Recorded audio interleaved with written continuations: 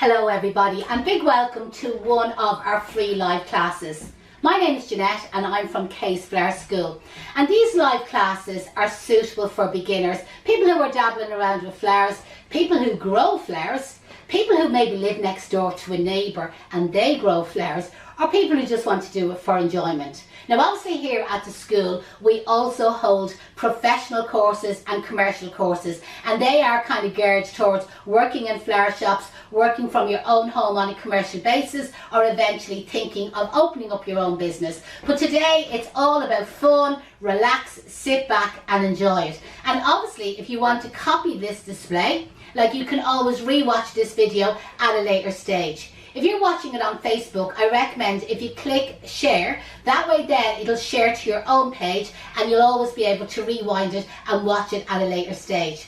Now what you're going to need, first of all, take note that when I'm doing, the time of year that I'm doing this course is September, October. So a lot of things that I'm going to tell you today is relevant if you're also watching during September, October. Obviously if you're watching at a different time of the year, there is some things that's going to change. But listen, pop over to YouTube, subscribe to our YouTube channel, Case Flower School, and then I have these sort of displays for if you're doing it in April, May, June or July. So today it's a Hydrangea Door Wreath, and these are all hydrangeas that you can forage from your own garden or your neighbour next door from her garden, okay? The reason why I'm saying and emphasising about September, October, and again I am obviously talking about Ireland, UK, you would be the same, maybe somebody watching in from New Zealand, Spain or America, things will be different because it's all to do with the seasons, okay? But here in Ireland, September, October, these hydrangeas are basically at their best, starting to kind of like turn or dry out, okay? But they're as tough as nails, as we say here in Dublin. They're as hardy. During the month of August here in Ireland, we get all four seasons. We get spring, we get summer, we get autumn, we get winter. We get snow, hailstones, ice, wind, hurricanes, tsunami, and obviously fantastic sunny weather all thrown in, and that could all be on the one day, by the way. So these hydrangeas are really strong, really hardy. They have stood up to the wet and wild, you know, the way, and the tough weather of April, May, June, July, August, and here we are in September, October, and you go out to your garden and you snip them. And I recommend to cut the stems about 20 centimetres, you know, 7 or 8 inches approximately. So there you go, like, it's cut them all. And what I recommend you to do is, for a 12-hour period, is submerge them completely in water. So how I did it, okay, last night, about 7:30 last night, I went out to the garden and I cut all the heads, and I tried to kind of pick heads that were near enough the same size. So I didn't pick all big ones and a few small ones, or vice versa, you know what I mean? Kind of have medium small ones here. Now I have done lots more tutorials and you will see where I use mostly big heads, you know, that way, but that was just all to do with getting better value, not necessarily to do with the style of the wreath. Anyway, back to last night, went out to the garden, cut all my hydrangeas, you know, that way. I filled up 5 or 6 buckets of water right up to the top. Now I'm lucky enough in my garden, my front garden, I have an outdoor tap, and I always have lots of flower buckets because we're always getting deliveries of foliage delivered to the house. Because as you may not know, Case Flower School is upstairs. So if we can avoid having to haul buckets of foliage up the stairs, and I always find foliage is better if we store it outside. So we store a lot of it in our garden. If you're ever short of greenery, all you have to do is look up my home address. Anyway, back to the hydrangeas. After I cut them, I then submerged them that way down into the bucket of water, okay? So that's why it took 6 or 7 buckets, you know what I mean? Because I didn't want to squash them into it. So I just literally plunged them down, went in, had a cup of tea, watched Netflix, went to bed, had a good night's sleep. And 8 o'clock this morning when I was on my way to work, and this morning in Dublin, obviously I'm in September, it was lashing rain, it was, but that's typical of Ireland anyway, it's always lashing rain. So in the rain, I lifted out all the hydrangea heads that were dripping with water, and I just, on the path, you know, that way, in the driveway, I just kind of stood them like that, all upside down. If they toppled over, I didn't really mind, I left them there. And that was so that they would drip dry, as we call it, you know what I mean, that they weren't going to be soaking wet. Now the idea of drowning them was to hydrate them, okay? So with hydrangeas, the secret is in the name. Hydrate, hydrate, hydrate. They take in a huge amount of water through the petals, which people don't understand, you know that way? So they drink a lot of water as well. And that's why with the stems, I kind of try to leave them 7-8 inches, 20-22 centimetres approximately. And I don't cut them really, really short. Now the base that I'm going to use is going to be a moss frame, but this is a dried out moss frame. So this is a moss frame that I would have probably mossed about maybe 8 weeks ago here in the school. And again, I would have done it as a tutorial. So if you subscribe to our YouTube channel, you'll be able to watch all these videos where I show you how to make these bases. Now normally when people think about a moss base, the idea is that they want it moist, okay, holding water.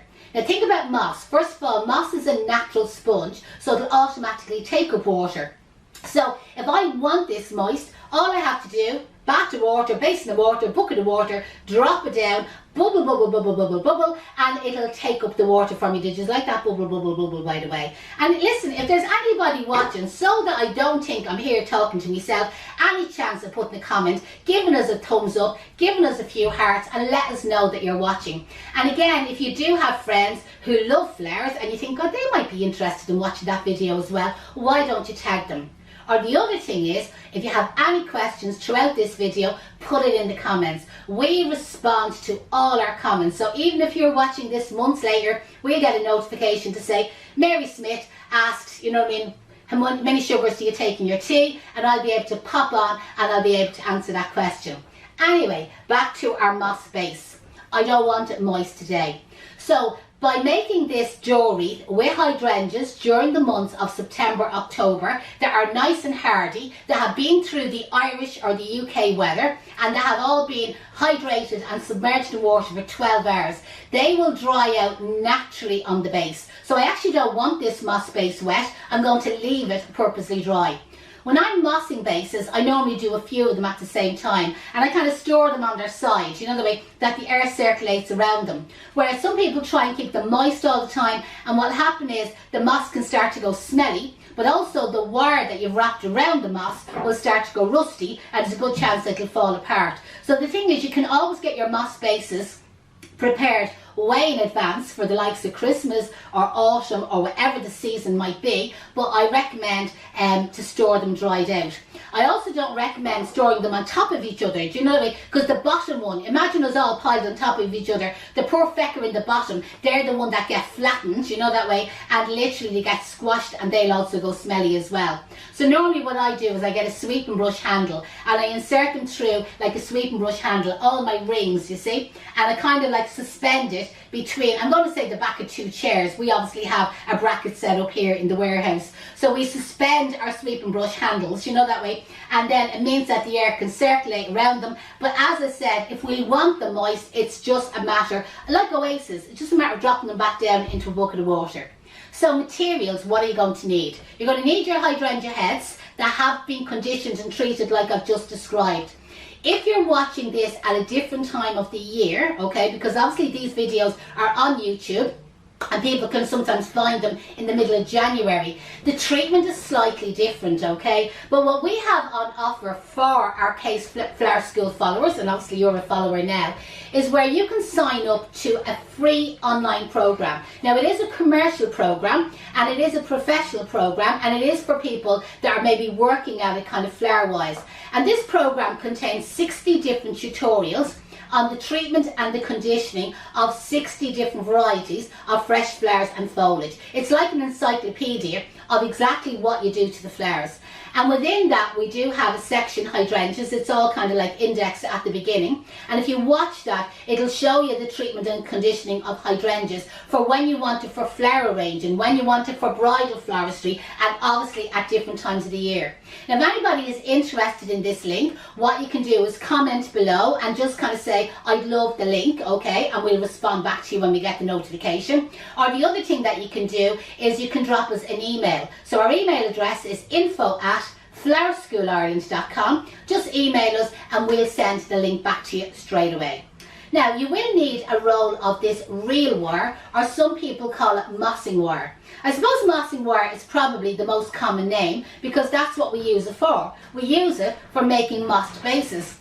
But obviously, whoever trained me yonks ago, a few years ago, they always called it reel wire, as in R-E-E-L. And here in Ireland, we have the Irish dancing reels, and sure, reel meant something to me, and I've always called it reel wire. So if you're watching and you decide to call it mossing wire or reel wire, it's the same thing, and even in the wholesalers, they call it both, okay? So most of these rolls can be bought from your local suppliers. And again, like your local flower shop, they will supply you with it if you're kind of like the public or you're working from your own home. Most wholesalers are strictly trade only, but there is a couple of wholesalers that are open to the public. One would be Evergreen Silk Plants. The best thing to do is Google them. They're in County Louth, so that's Evergreen Silk Plants in County Louth. Google them and you can buy the reel wire from them. They'll post it to you, by the way. Ireland or the UK, they'll post it to you.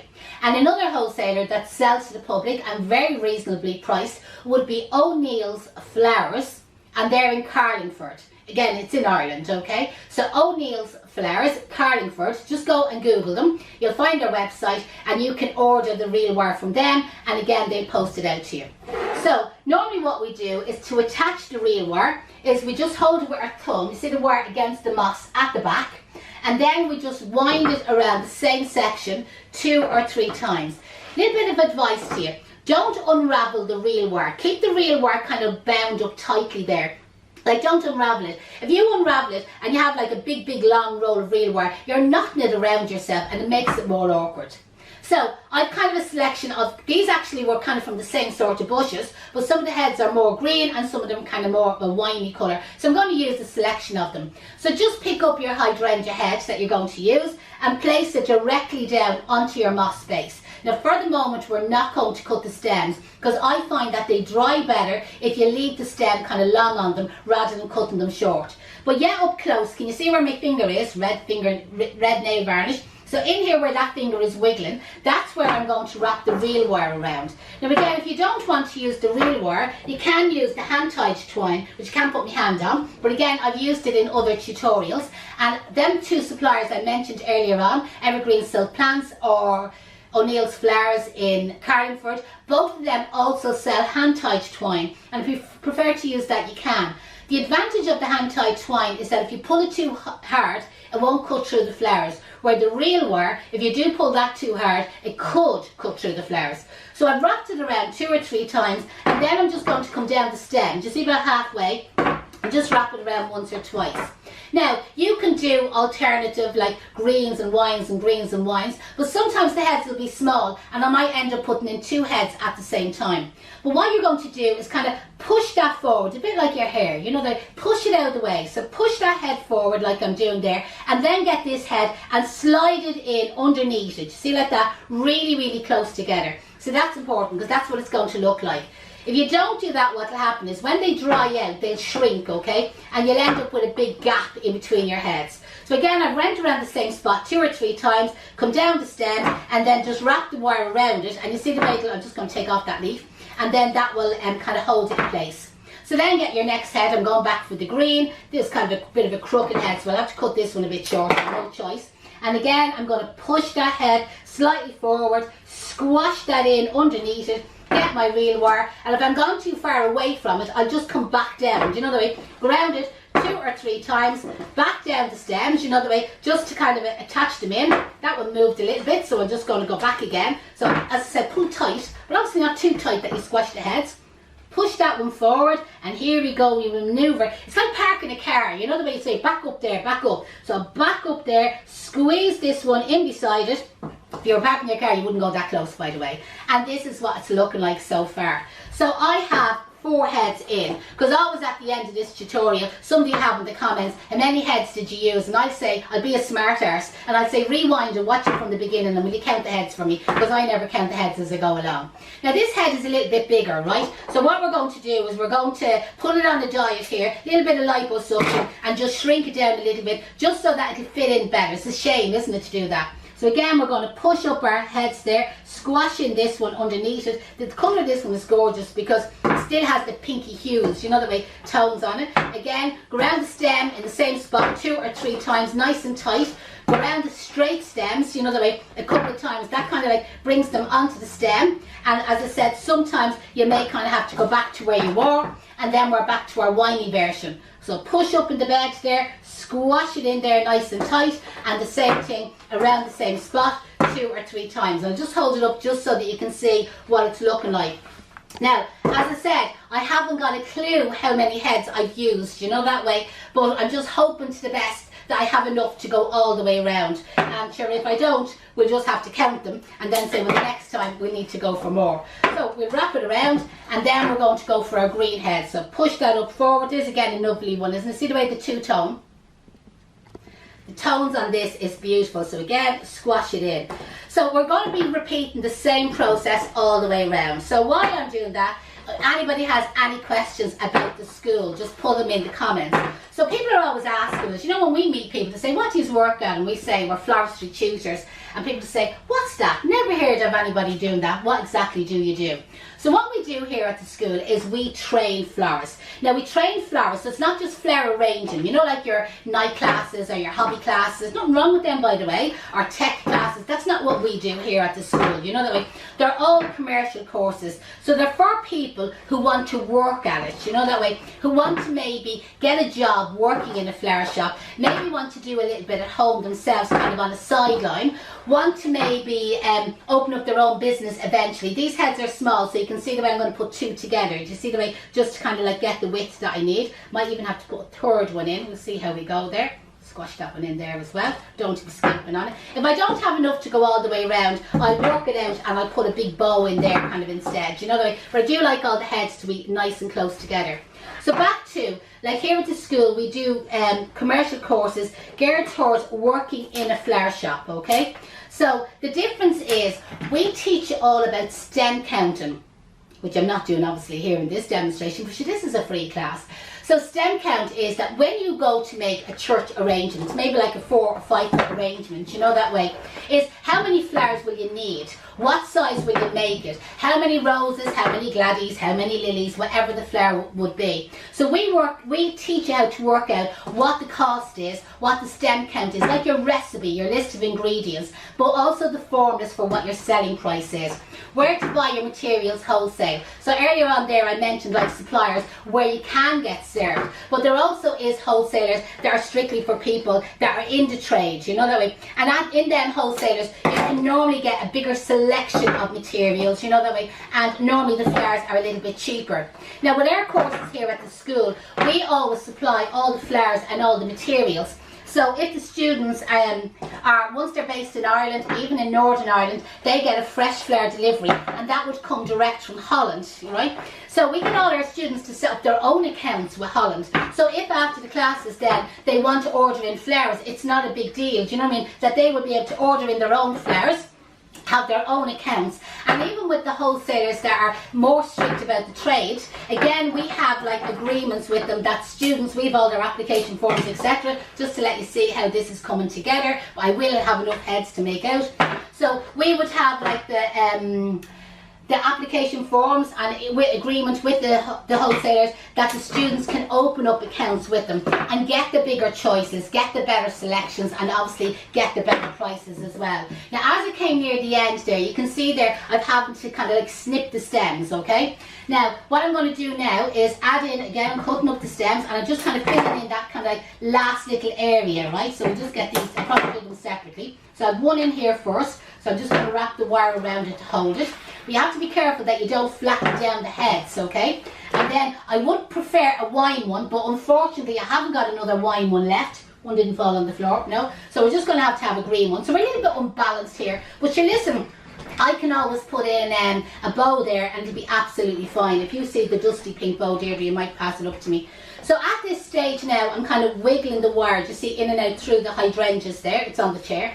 And just pulling our wire tight, doing 2 jobs here at the same time. And again, a little bit of what we call wiggling and wangling your wire. Do you know that way? So where you're securing the last few stems in, but you just want to make sure that you don't flatten down heads. And then all you do here at the back is you just cut your wire, and the piece of wire that's left over, you bend it over into kind of like a hairpin or a horseshoe shape, and then you're able to stab it up, you see, into your base there to secure it.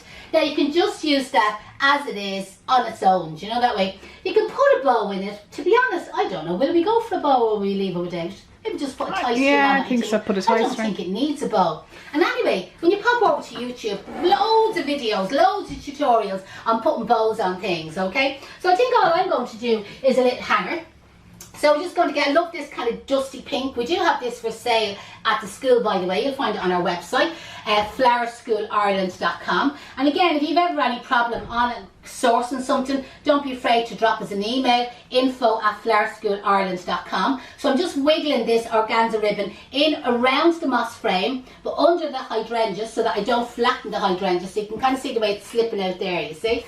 And then I'm going to bring our two pieces together. I'm going to tie a knot. And then I'm going to leave the two pieces loose. So then whoever wants to tie that onto, whether tie it onto their gates, tie it onto their door knocker, tie it onto their door knobs, you can tie it onto anything at all. And again, they can cut off the surplus bit. So there's a very, very simple door wreath, hydrangea door wreath, and that will just dry out. Now I do recommend when you're hanging it on your door, you need a door with a porchway. And the reason is I would prefer this not to get wet over the next few days until it dries out. Even when it's dry, I prefer not to get wet. Where if you hang it on your front hall door, you don't have a porch, and it is going to rain tonight in Ireland and tomorrow and the next day and the next day, when it gets wet, it won't be able to dry. Do you know that way? It'll probably then just kind of stay fresh looking for about 5 or 6 days. You'd be amazed, even though people will say about hydrangeas, you know, that way lasting. In September, October, if you condition them the way I have just mentioned, they will last out water, do you know the way, once they're kind of kept moist. But I want this to dry out. So just keep it in a dry area where the fresh air is circulating around it. So hall door is perfect, you know that way, with a porchway kind of protecting it, and you'll have a fabulous hydrangea wreath. Now some people might go out to their garden and they might say, well, their hydrangeas has turned already and they're kind of starting to go brown. Still use them. You will be absolutely, you're getting them for nothing. So listen, they're not costing you anything. So still go out and forage them, okay, collect them. You won't probably have to do the hydrating treatment because they're probably dried already, you know, off your bush. So make up your wreath. And what about spraying it? If you go to the likes of Lidl or Aldi, but listen, the wholesalers and suppliers and the places I mentioned also sell, you know, like aerosol tins of spray. And there's, like, one of my favourites is the one that's called Rose Gold, okay? And if you spray it now, Rose Gold, it looks amazing. But if you're doing this maybe nearer Christmas time, spray it gold or spray it silver, a little bit of glitter on it, a few little pine cones going through it, and again you have an alternative sort of Christmas door wreath. We always want something different. Hope you enjoyed that tutorial. Try to keep it short, simple and sweet. Again, any questions, put them in the comments. I would really appreciate if you shared this video, because obviously it's our way of advertising our courses. If you have any questions, drop us an email, info@flowerschoolisland.com, or again, why not visit our website, flowerschoolisland.com. Thanks for joining us.